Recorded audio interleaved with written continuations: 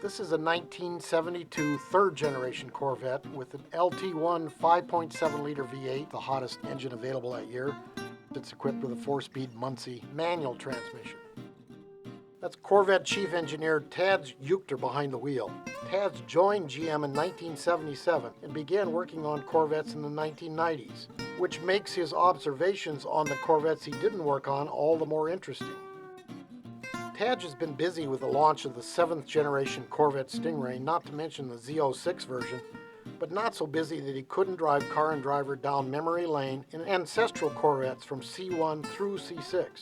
I've known him for 20 years, and he's always been the kind of guy who's up for a quick spin around the block for no reason other than to talk Corvettes with a fellow car nerd.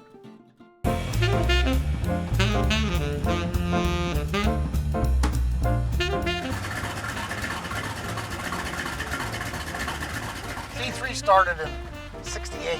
These are the so-called shark cars.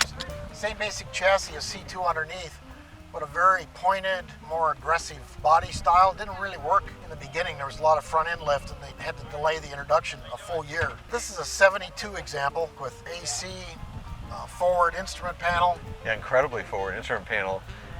I can't even touch it. The gauges are farther away than my arms are.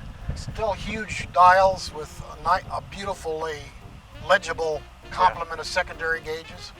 The HVAC outlets are remarkably small. I don't know if those were shared with somebody else, but incredible to make them that small. Now we have another familiar bit of hardware right there, that column key cylinder. Telescoping wheel too. When you slide this? Kind of crude. Yeah, I think the C4 actually had a similar friction device. And the problem with that tilt is notches were too widely spaced, so you couldn't really dial it where you wanted. None of them was exactly right. Well, I'm complaining, of course. They pay me to complain. This mirror's got a fairly crudish, heavy frame. Yep, starting to get plasticky.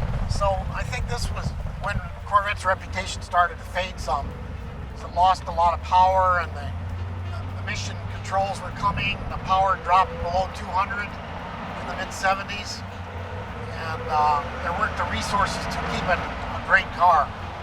But still, it's a stunning design that looks like nothing else in the world. Got to give it credit for that. I noticed that we're starting to sink into the car, like you were talking about belt line heights. This car is noticeably higher belted, cowls higher. I feel like I'm well down into a bathtub as opposed to the previous cars. Basic chassis and brakes are common with C2.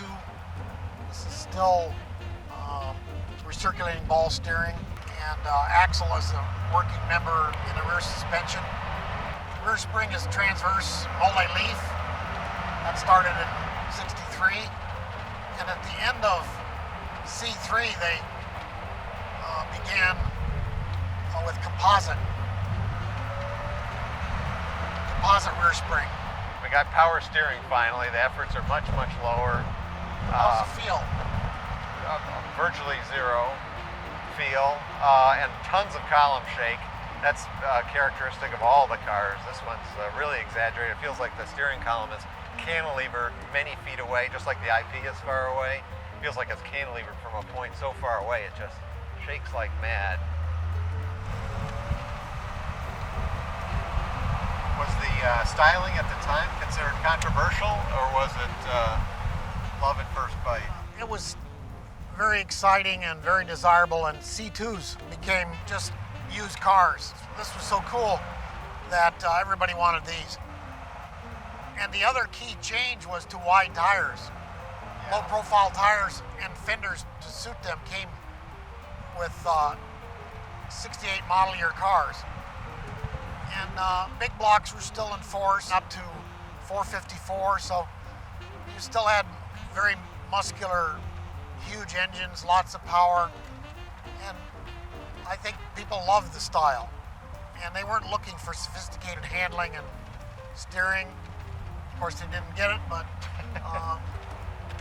so these cars were successful in their day. I think the volume peak was greater in 3 than 2. Yeah, I think the tires are one of the biggest noticeable improvements in this car. you don't get the tire scrub at real low G's that you do in the other cars. Well, these are still not radials. They're like wide oval tires or bias belted tires, but low profile. They just feel like they got more capability to handle the vehicle. They do.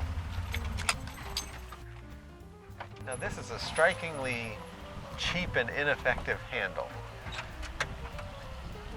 Not to criticize my forebears, but what were they thinking? They were thinking take some money out. But you'd think somebody would have tried to actually use this device before putting it in production. That is rubbery, isn't it? It's rubbery and there's not even close to finger clearance. The human factors, people would have come out of the woodwork on that today. They didn't exist then though.